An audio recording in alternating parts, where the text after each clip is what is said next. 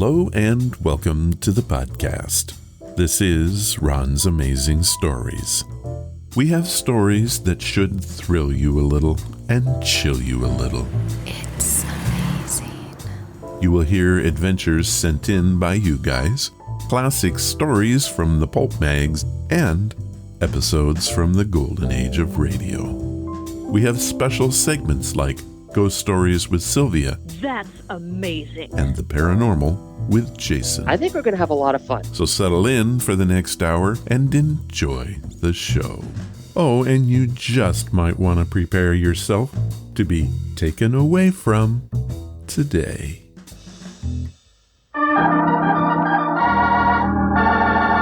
Another 5-minute mystery.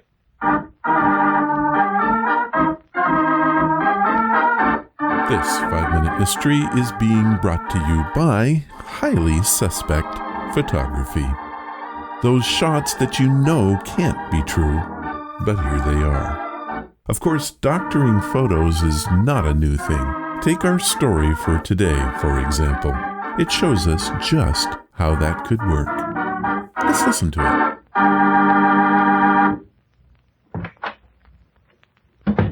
Hello, Lieutenant. There you are, Mr. Campbell. I've been waiting for you very anxiously since your call. I hurried down here as fast as I could. Mr. Campbell, if your evidence can give me a clue to the identity of Mr. Martin's killer, we'll break this case wide open.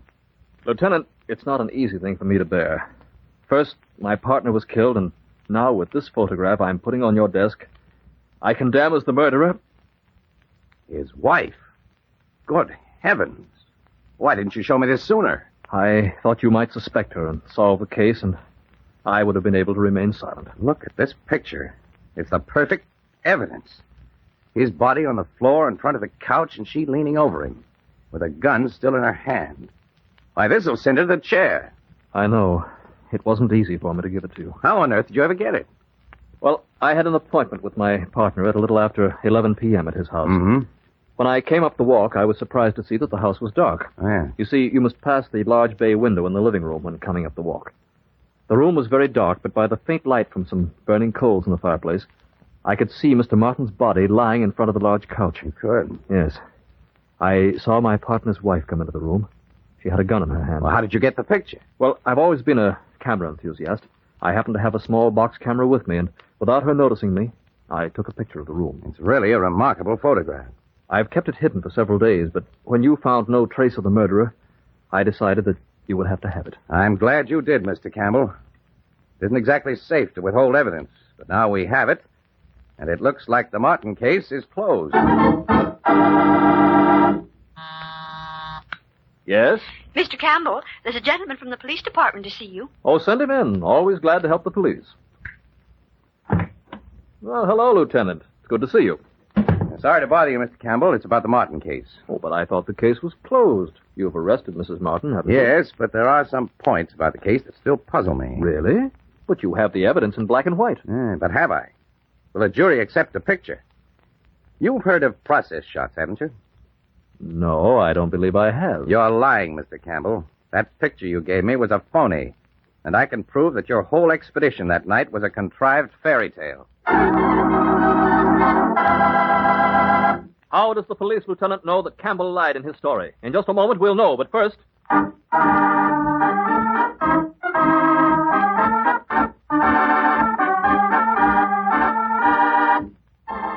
Process shots. Today, we call it photoshopped. In the 1940s, it was made with a trick camera that placed items not present in the actual scene into the photograph. Neat trick.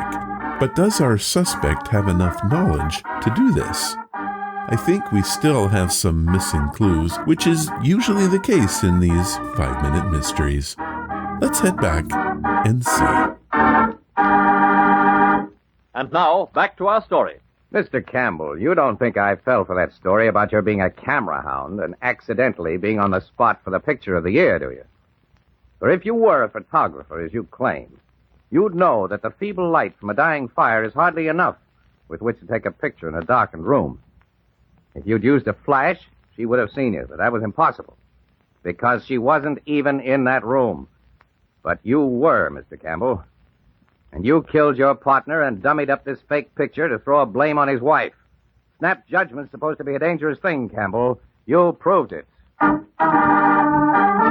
wow. Even more photo tips in this one. You can't take good pictures by the light of a fire. My Galaxy Android phone would very much disagree with this notion. However, back in the 1940s, I will admit it'd be pretty rough to take a picture by candlelight.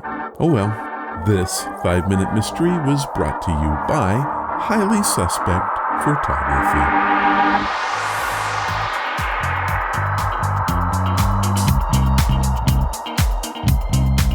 What's that you say? Welcome to the podcast. On the show this time, we have a brand new Johnny, is this true? sent in by listener Kevin Bishop. How fun! Yeah, it should be. Then we have a story all the way from Australia about a haunted prison and hobnail boots. Well, this is odd. One of the strangest we've ever had. Then we close out the show with a creepy tale from the golden age of radio. What's it about? A disgruntled scientist enacts a horrific revenge against his ex-wife and her lover. How about that? Ron, I heard that you have a blog. Is that true? It is true. On the blog site, you will find articles about storytelling, previews for the show, and more stories and questions sent in by you guys. For example, Paz Vickery from Montreal, Canada sent in a question this week.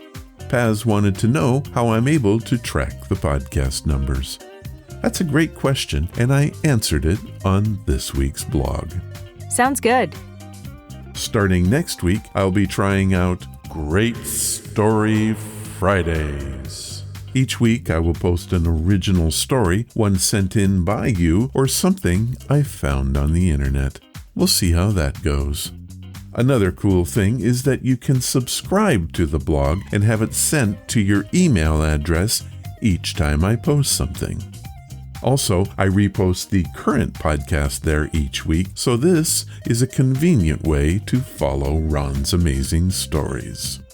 All you have to do is fill out a simple form right on the main blog page. That's great. But how do I get there? Well, go to ronsamazingstories.com, scroll down the page just a bit, and click on the blog banner. That's it? That's all you have to do. Now let's get to the podcast with another amazing selection from Audible.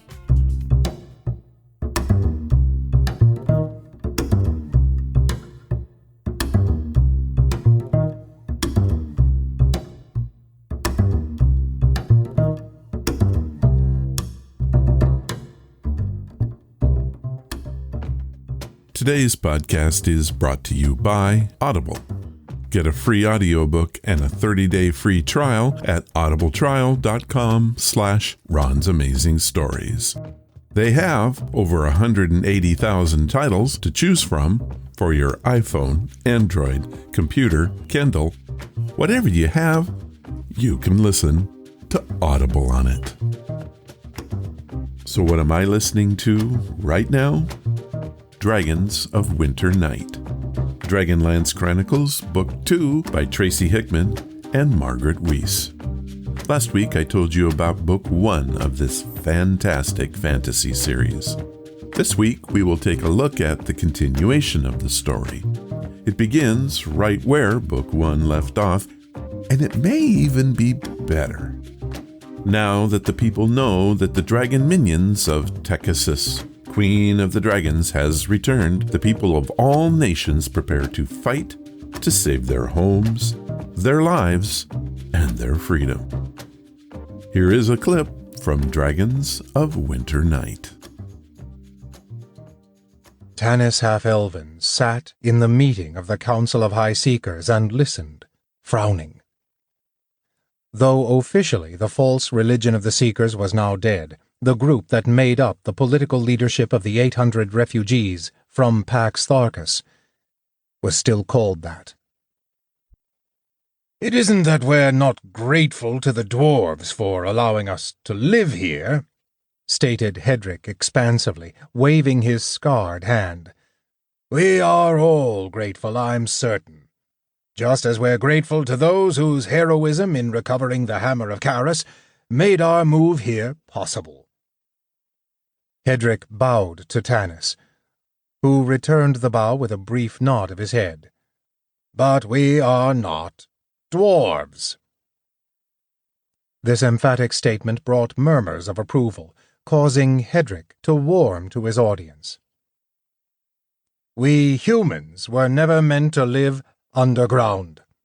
Loud calls of approval and some clapping of hands. "We are farmers.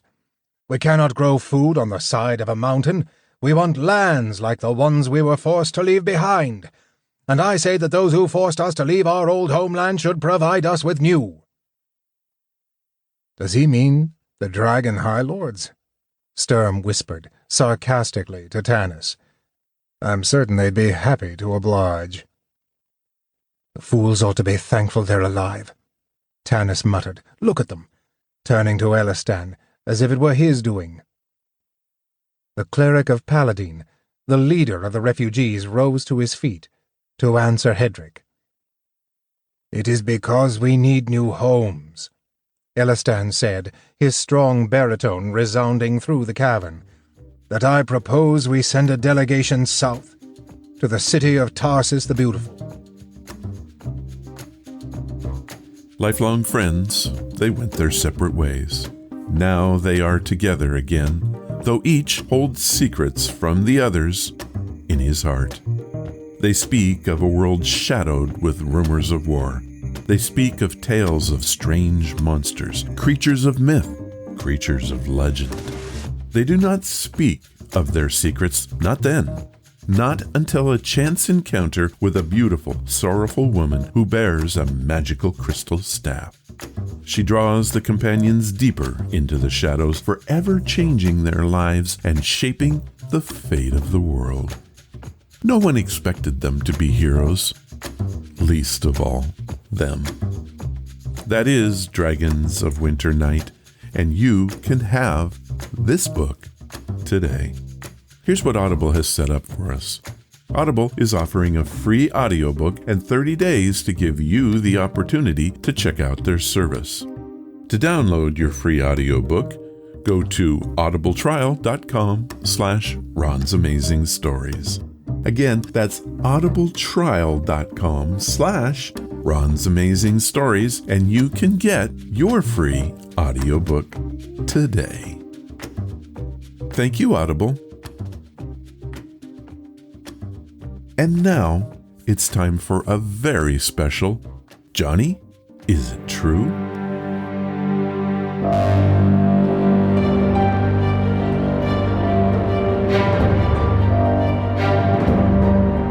Johnny, is this true?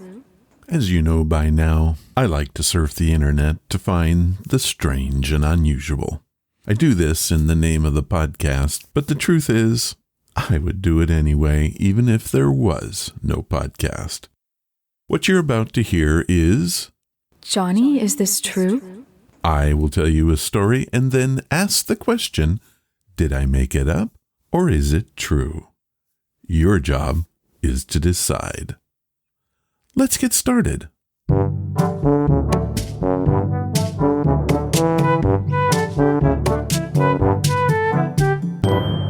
Johnny, is this true? This time we have something pretty special. Kevin Bishop of Newark, New Jersey, has collected 4 stories for us. All have come from the pages of Ripley's Believe It or Not. Or have they? Here is an explanation from Kevin himself. Hello, Ron. I've collected a few strange stories for the podcast. Some could be true, or some just might have been made up. Can you tell me which is which?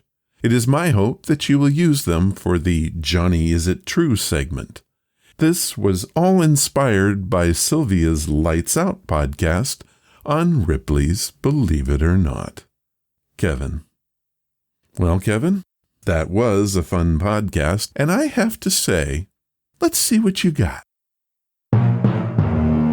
Story 1. A 150-pound tortoise named Solomon decided that he'd had enough of his humdrum life in Ashland City, Tennessee, and he took off on a not-so-whirlwind adventure. The sulcata tortoise ended up taking in the sights until he was found on a construction site about 1/8 of a mile away from home. His owner, Lynn Cole, was devastated by his disappearance and started a community-wide search party. Their efforts worked out, and they were able to retrieve Solomon, who they'd had since he was a hatchling 15 years ago. When they arrived, he was covered in mud, but well fed, having snacked on plants during his time on the lam. The Coles, well, they're currently looking into tracking devices. Now, did this one come from the pages of Ripley's, or is it just tortoise fakery? This was first reported on June 8th of this year and is totally true. I guess we'll never know the full details of Solomon's great adventure and how he managed to elude us for so long, Cole said. Solomon is now safely at home, and one of the first things he did was enjoy a meal of his favorite treats, which included collard greens, broccoli, cauliflower, carrots, bananas, and watermelon rinds. Story 2. There are some folks who just don't get it. Jason White decided one morning that having to mow his lawn was just too much of a bother, and he just let the grass grow. His neighbors were unhappy about this decision and decided to confront the man. He laughed at them and did not comply.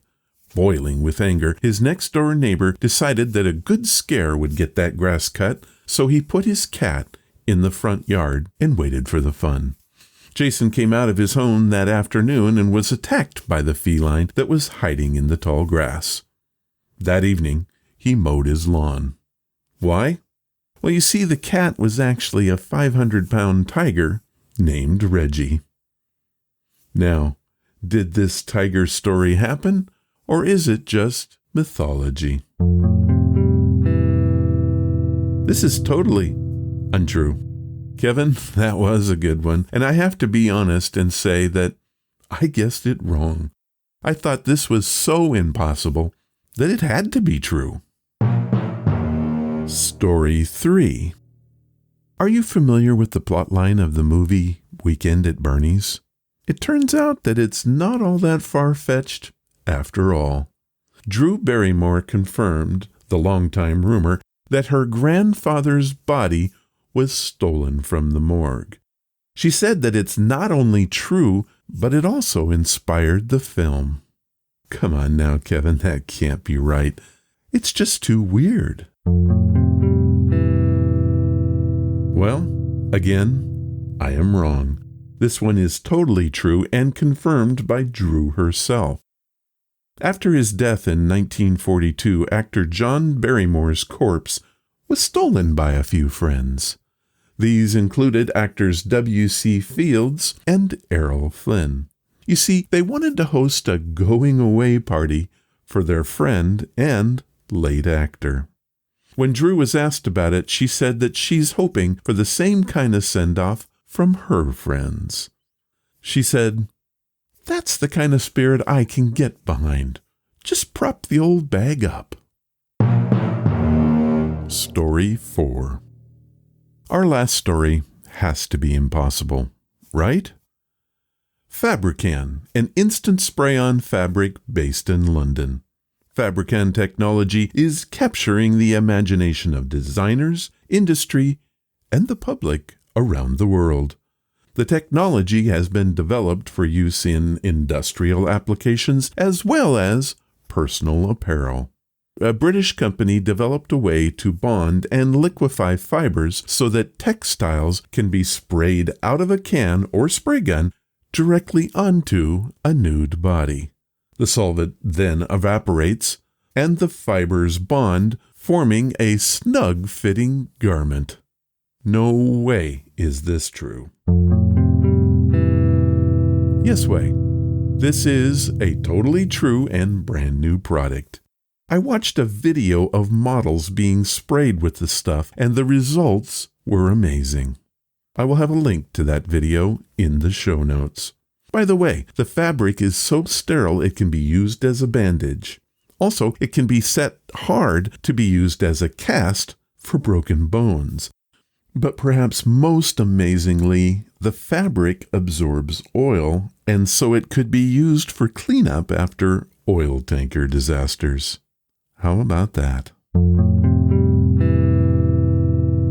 Well, that's it for this edition of Johnny Is It True?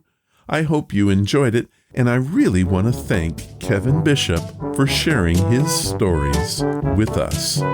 Thank you, Kevin. Do you have any strange but true stories you want to share? If you do, send them to ronsamazingstories@gmail.com, and I'll use them if I can.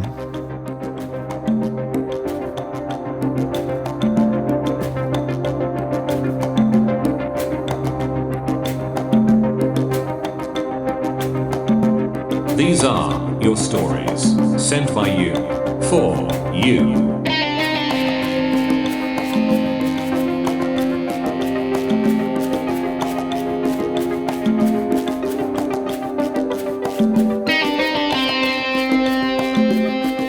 Well, we're back for another round of Your Stories. This one comes from Down Under and was sent in by Noah Oliver. Noah writes us from Townsville, Australia, and he has titled his story, The Boots of Goulburn. Hello, Ron. I followed the podcast for quite some time on Apple Podcast. I remember a show where you said that you had quite a number of subscribers here, and I thought that we would share a story with you. I personally have never had a story noteworthy enough, but my dad did. He used to work as a correctional officer at the Goulburn Jail in Australia, which is probably one of the oldest and hardest prisons there is. The stories he tells of his time there sends chills up and down my spine. My dad began working at the main prison in 1985 and was transferred to Supermax when it opened in 2001. He said that the whole place was creepy, not helped by some of the inmates at the time, including serial killer Ivan Millet, on which the 2005 film Wolf Creek is based. The first thing he noticed was that the dogs would outright refuse to enter the prison. He recalled that they couldn't get them past the gate no matter how hard they tried. Over the years, many things happened to my dad and the other guards. In fact, they would meet once a month to talk about the strange stuff, just to get it out of their systems. But the creepiest occurrence was the night they all heard the sound of running boots throughout the cell blocks. All of the inmates were in their cells at the time, so they couldn't figure out what was causing it. He and one other guard were sent to track down the source. Just when they thought they had it figured out, it would stop and then start up again in another location. They were on the second floor when they heard all the cell doors on the top floor close one after another. That area was closed for renovations, so there shouldn't have been anyone up there. They ran up the fire stairs to investigate. It was then they saw the source of the running boots. My dad swears this is true. What he and his colleagues saw were a set of disembodied hobnail boots running down the aisle right above their heads. They climbed the final steps and followed the boots to cell number 582, where they simply just disappeared. The sounds stopped, and the night was quiet from then on. They decided not to report the incident, but did share what happened with other guards at the next monthly meeting. My dad has many stories from that place. On the day he retired, he felt a strange sense of relief that he just couldn't explain. It was as if a huge weight had been lifted from his back. He's a different person now, more outgoing, fun-loving, and happy. Noah Oliver, Townsville, Australia. Wow, Noah, that is an amazing story. I love tales like this because there are so many things I can research. For example, I didn't know what hobnail boots were. It turns out they're a heavy-duty, hard-wearing work boot with hobnails in the sole to make them last longer and to provide grip on muddy ground. Also, I just had to look into the Goulburn Jail. The first lockup was built in 1830, and the gallows were built as early as 1832. The jail was attached to the local courthouse and had accommodations for 63 segregated and 127 associated prisoners. A new prison complex was developed in 1879 as part of the scheme to bring the colony from its backward position in regards to prison buildings. It was built by Frederick Lem of Sydney between 1881 and 1884 at the cost of £61,000. It was formally proclaimed as a public gaol prison and house of correction on July of 1884. For 80 years up to the 1970s, Goulburn was the establishment within the NSW penal system with a particular role in the reformation of first-time and young offenders. Then, in 2001, at a cost of £20 million, the super maximum facility was established for hardened criminals. Now, my math tells me that that's 190 years of service and strange happenings. The last thing I had to look up was the serial killer, Ivan Millet. He was born in 1944. He was an Australian serial killer who was convicted of the backpacker murders in 1996. Millet's modus operandi was to approach unsuspecting hitchhikers along the Hume Highway under the guise of providing them transport to New South Wales. During the journey, he would incapacitate and then murder them. After an escape attempt, he was moved to the Goulburn Supermax prison, where he died of stomach cancer in 2019.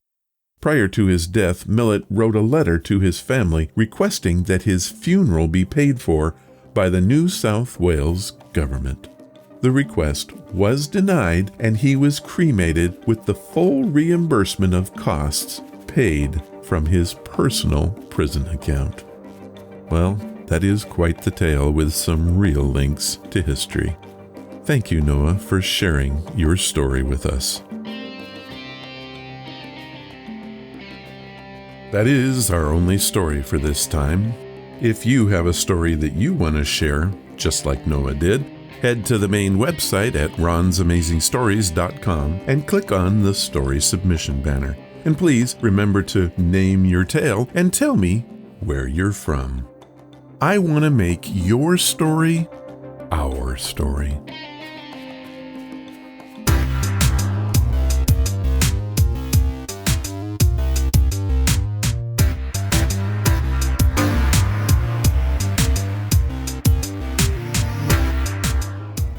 Our featured story for this week is creepy. There's no other way to describe it.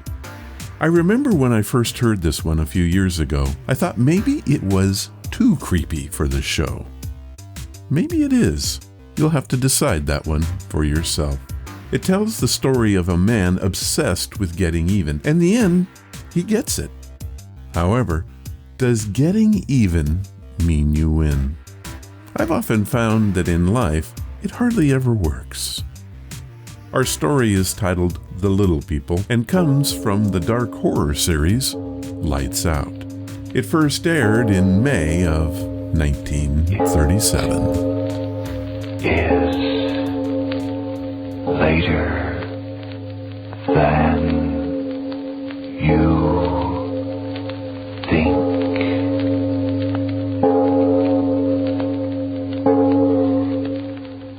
Lights Out brings you stories of the supernatural and the supernormal, dramatizing the fantasies and the mysteries of the unknown. We tell you this frankly, so if you wish to avoid the excitement and tension of these imaginative plays, we urge you calmly, but sincerely, to turn off your radio now. This is Arch Oboler. For Ironized Yeast tonight, a story of that still small voice which civilized men call conscience. But first, Frank Martin. The way you feel, that can make all the difference in your life. If you're run down, losing weight, feel tired too much of the time, and if vitamin B1 and iron shortage is what's to blame, listen. Ironized yeast tablets give you both vital substances, vitamin B1 with iron. Men and women who were short of them now tell how these pleasant little tablets help them regain glorious pep and energy and needed pounds. So today they can really enjoy living again. Folks, did you get that name? It's Ironized Yeast Tablets. And now, lights out, everybody.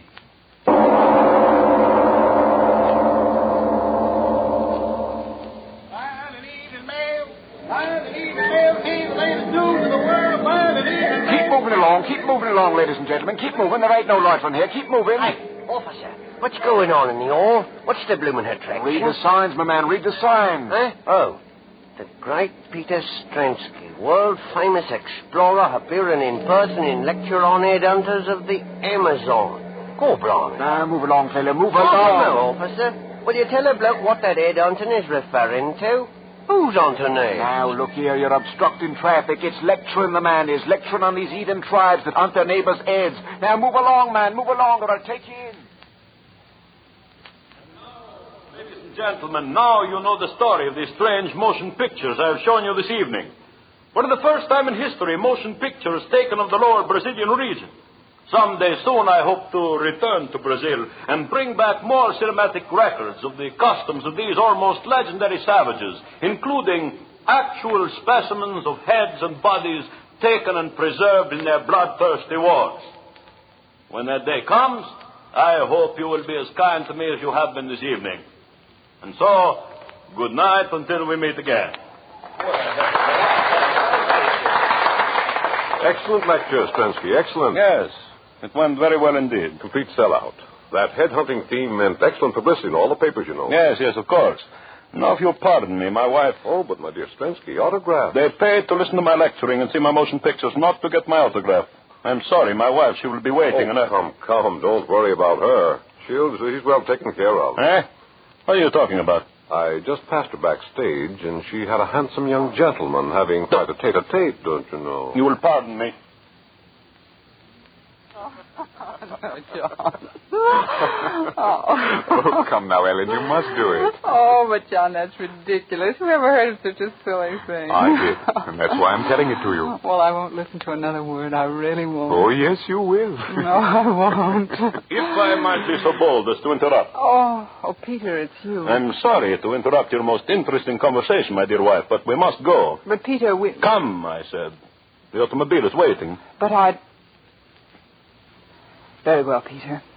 Good night, John. Good night, Ellen. Come. Get into the car, Ellen.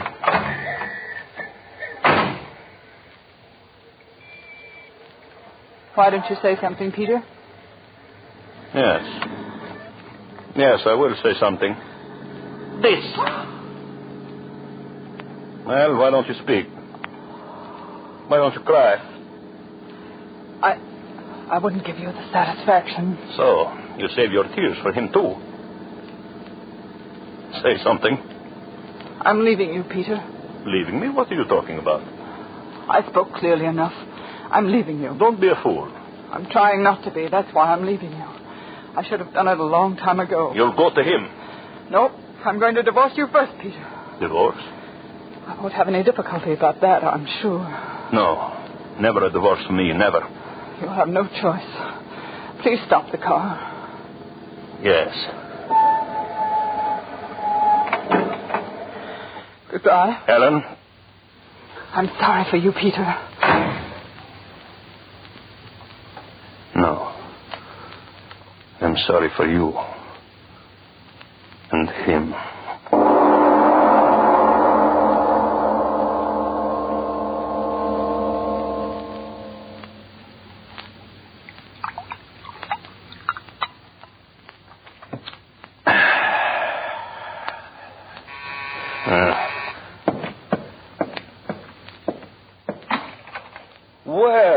Come in, Ellen. Come in. And you too, young man.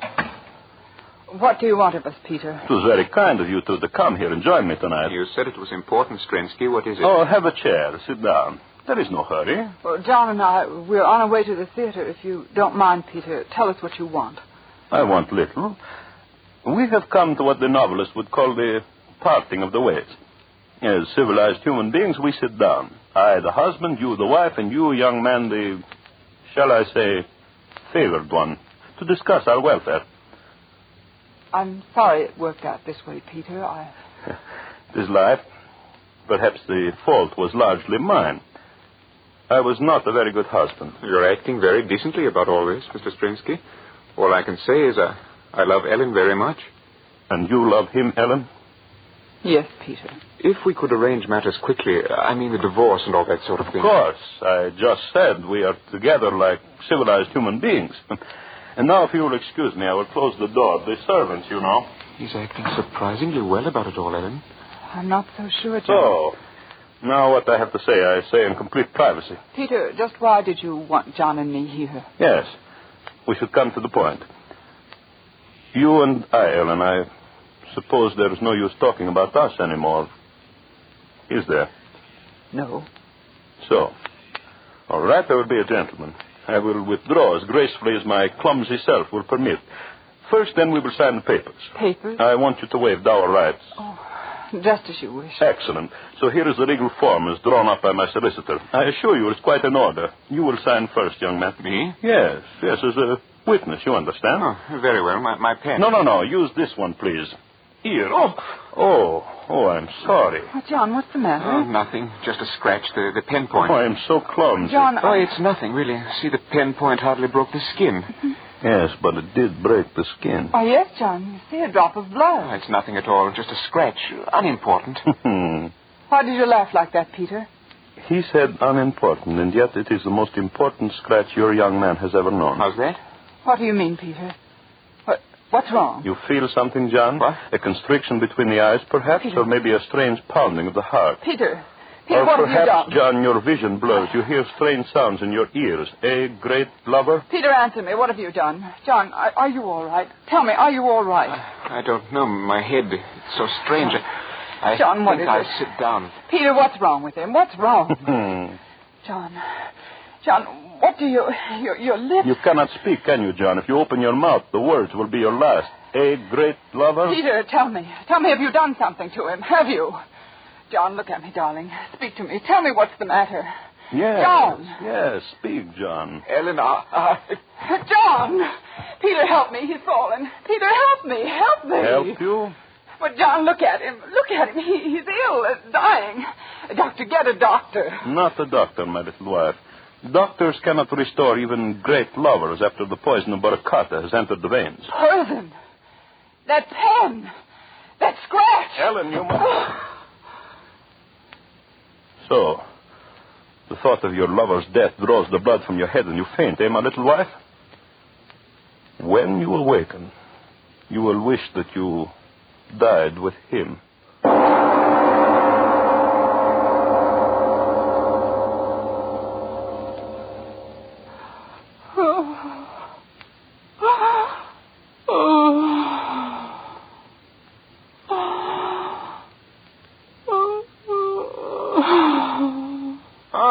You are awake again. My arm. You are bound in a chair. It is most discourteous of me, I know, but then, as you may remember, I always was a barbarian.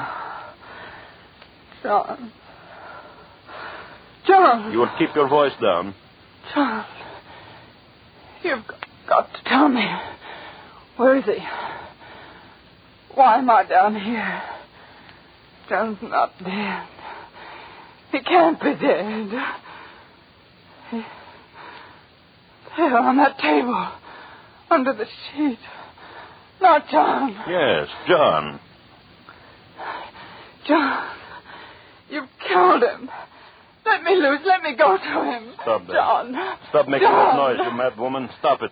Stop it, I say. All right, I'll stop you then. I'll stop you. All right. There, my little wife, scream, yell, rave all you want. This gag over your mouth served its purpose well. Go on, you amuse me.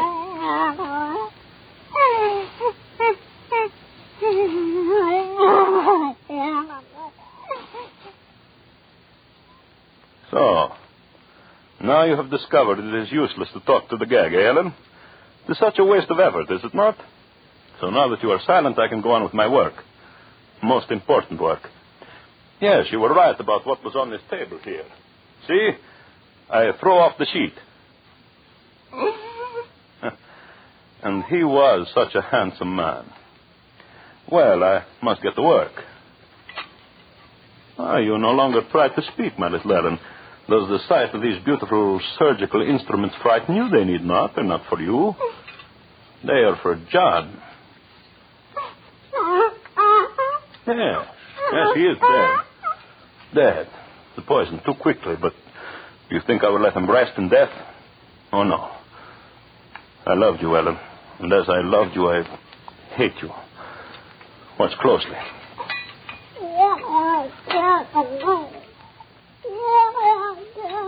What?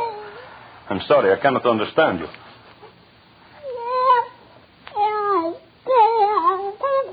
Oh, you ask me what I'm going to do.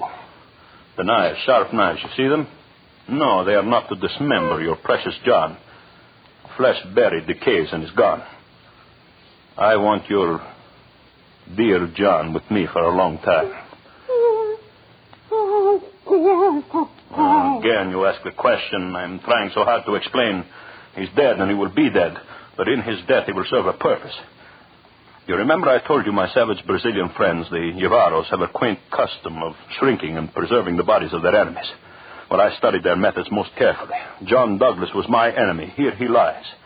And I will do with him as the Yavaros do with their enemies. So, now you understand. When I'm through with him, your lover will be a little leathery-skinned man, a doll-like in size, a trophy for my trophy room. Who will suspect that in that little leathery doll-like figure is the body of an Englishman? And so he will amuse me in his death. Yes.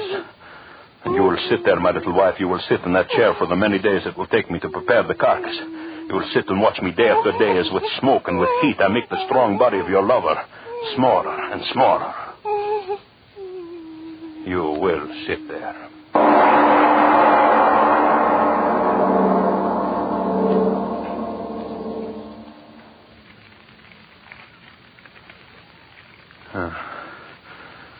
Fire is warm.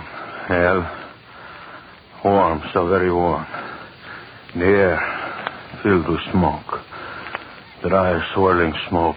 See how it coils around him. At first, how often you cried out when I talked like this, but now you're silent. Weeks. How many weeks has it been? 4, 5, 6? It used to take my savage friends 10 weeks to dry and cure the bodies of their enemies. 10 weeks. And I have done it in 5. Look at him. 6 foot strong and broad he was, but now a doll in size, a small brown doll. Oh, what weary days they've been, filling the body full of sand and slowly turning in the smoke and the heat, not too quickly, not too slowly, not too close to the flames. And now, the man that was John Douglas, a doll, a brown doll of death. The flames are noisy. Noisy as you are silent, little Ellen. You are... Oh, I hadn't noticed. Your eyes are closed. Wake up. Wake up! Wake up, I say. You've got to look at him. Your eyes have got to see him. You've got to see him. You're speaking. I cannot understand you. The gag, yes, I will take it off. Sitting there all these weeks, you haven't got the strength. There, that does it. Your lips are free. Well, look at him, Ellen. Look at him and tell me what you think of John Douglas now. Oh,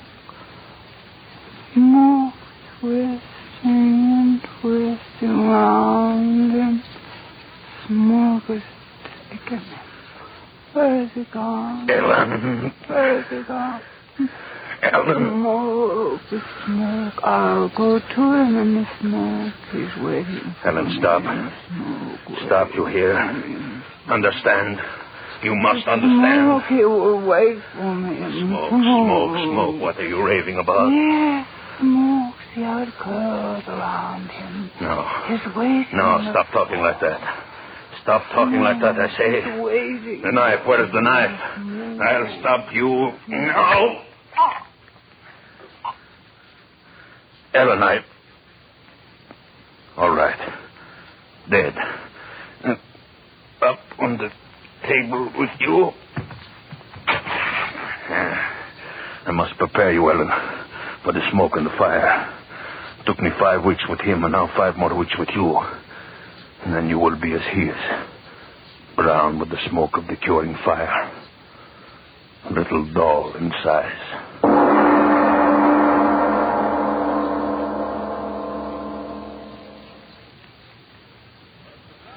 The Kayans, the Borneo, and the Celebes are not the only savage tribes which indulged in this most curious pastime of collecting human heads as trophies.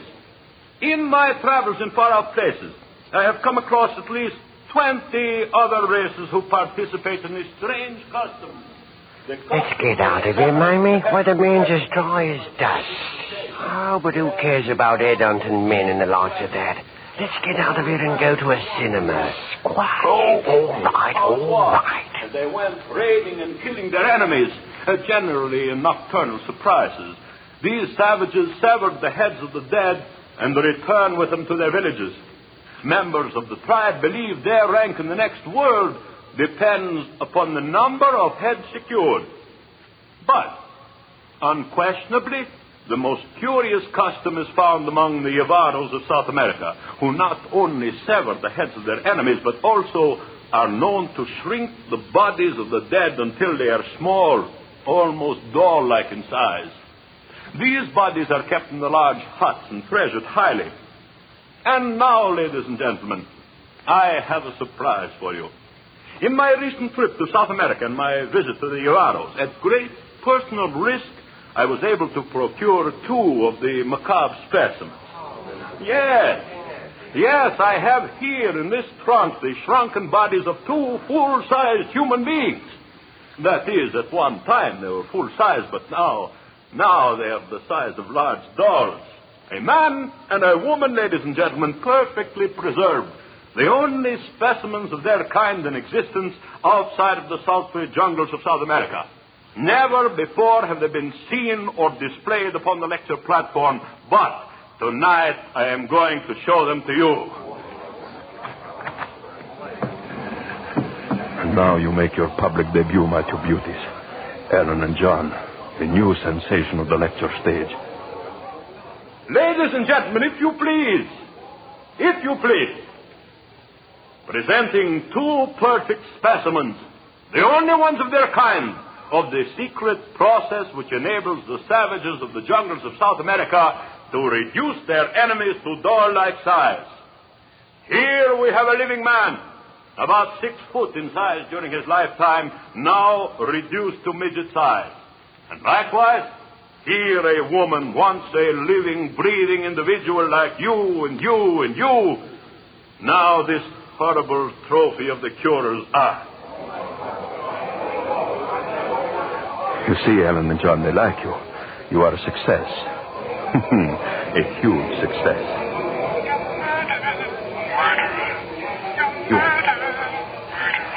You're talking. No, you cannot talk. Dad, you cannot talk. No, you cannot talk. You're dead. You're both of you dead. Stop talking. Stop.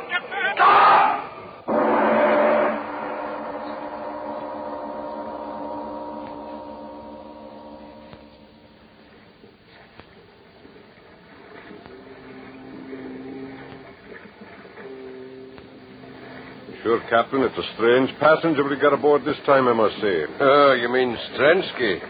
Aye, strange he is, mate. But what's he running away from, sir? Oh, Sure, mate, that ain't a proper question to be asking of a man when he lays as many pound notes on the table as that man did for this passage. Hit me out of England tonight, he said. And get him out of England I did. Now, could he be one of them embezzlers? Oh, aye, that he might. The trunk he was carrying, well, he wouldn't let any of the men lay a hand on it. He brought it down to the cabin himself. I'd like to get a look in it. Aye, and so would I. But he stays in that cabin of his all the time. He's down there now, and I'll bet he's looking in that trunk this very... The cabin door is locked. No one can come in when the door is locked. It's going to stay locked until we get there. South America, they won't get me there. No one will get me there. Why did I run away? What's the matter with me? No one heard them but I. No one in that audience but I. They're in that trunk there. The two of them. Why don't I find out now if no one heard them but I? Why don't I? For sure. Yes, I must. No, they couldn't have talked, not they.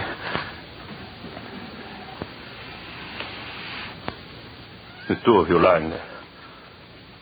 You didn't talk, did you? No. No, of course you didn't. You're dead. You're more than dead. Hollow flesh shrunk by the smoke of heat until you're smoky little dolls. Alan and John, I'm free of you forever. Forever. You, Alan. Thing that was Alan. Why don't you say something? Again. I heard you again, the two of you. I heard you. No. Stop it. Stop it. Stop it. Stop it, you little things. You can't speak. You're dead, burned in the flames. Stop it. All right, I'll stop you. I'll stop you. Into the sea. I'll throw you into the sea. Come, you and you. I've got you in my hands. I'll throw you into the sea. First you, Ellen. Into the water. There. And now you, John. Into the sea. The sea will stop that tongue of yours. There. Now I'm through with you. Through with you. The water will stop your mouths. It stopped it. I'm free of you forever. The two of you forever. Huh? What's the matter? What's the matter? The matter? Oh, what do you mean, Captain? Nothing's the matter. Oh, I thought I saw you throw something in the water. In fact, I'm sure of it. Oh, just some old things. Yes, that's it. Some old things I didn't want. Oh, I see. Well, as long as everything's all right. Yes. Everything's all right. No. It's a weird night, isn't it? Weird? Why do you say that, man? Yeah, it's so dark. No moon, not a star in the sky. It's like we were sailing at the black of a tomb without even candlelight to lead us. You know, if I was a superstitious... What in the devil's name is that? What? What are you talking about? There, to starboard, see? Two lights. Take it, what lights are those? They're coming closer. Stars, ship lights? No, that can't be. Why, I've sailed these waters for 15 years. It's they. What? The two of them, their faces, see them gleaming faces. Ellen, John, get back.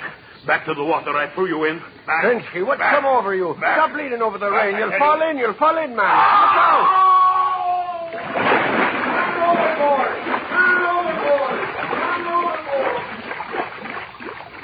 Help! I fell in. Help me! Here! I'm here! Save me! Save me!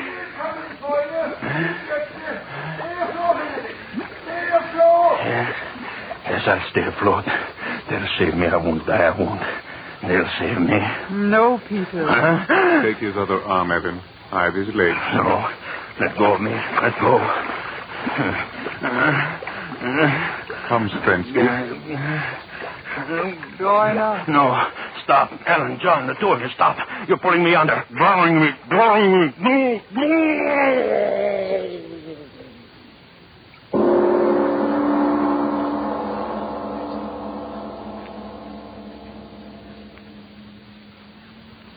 Well, Mr. Obler. Well, Mr. Martin, what are you looking for tonight? Rationalization, morals? For, of course, the moral of tonight's story is a healthy and a hopeful one. That evil is its own undoing. Do people say you're slipping, that you can't take it anymore? Well, if you're short on vitamin B1 and iron, if that's why you're losing your pep and sparkle, remember, ironized yeast tablets supply both vital substances. Of course, a rundown condition may be due to other causes. If in doubt, see your doctor. But if you simply need more vitamin B1 and iron, get ironized yeast tablets right away. They've been of great help in scores of such cases. In fact, ironized yeast has been so successful that it's sold on this no-risk, money-back basis. If you don't begin to eat better, to feel better, and so sleep better, the cost of the first bottle will be refunded to you in full by Ironized Yeast, Box IY, Rahway, New Jersey.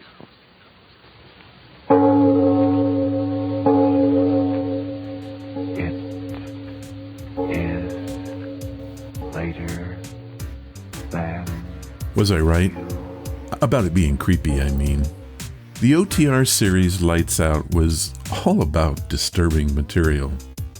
Arch Oboler took over the series from Willis Cooper in 1936. Oboler's first script for Lights Out was one titled Burial Service. It was about a paralyzed girl who was buried alive. NBC was flooded with outraged letters in response. His next story, one of his most popular efforts ever, was one called Catwife. It was about a desperate husband of a woman who turns into a giant feline. This set the pattern for Oboler's run on Lights Out. For every 2 horror episodes, he would try to write one that was moral, socially acceptable, and politically correct. Yes, they even had censors back in the 1930s.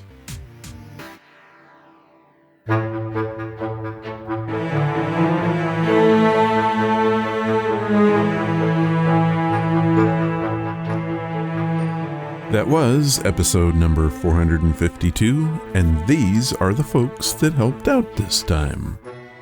Paz Vickery, Kevin Bishop, and Noah Oliver. Thank you guys.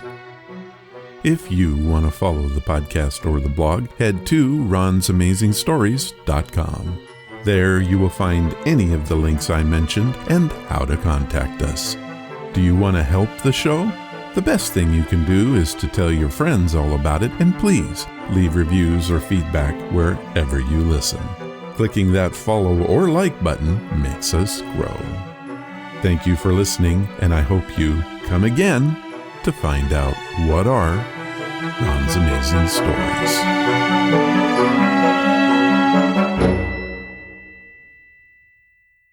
All of the vintage audio used in the podcast is believed to be in the public domain. Ron's Amazing Stories does not own the rights to any of the old-time radio used here. If you hold the rights to any of the shows played, please contact us immediately at ronsamazingstories.com.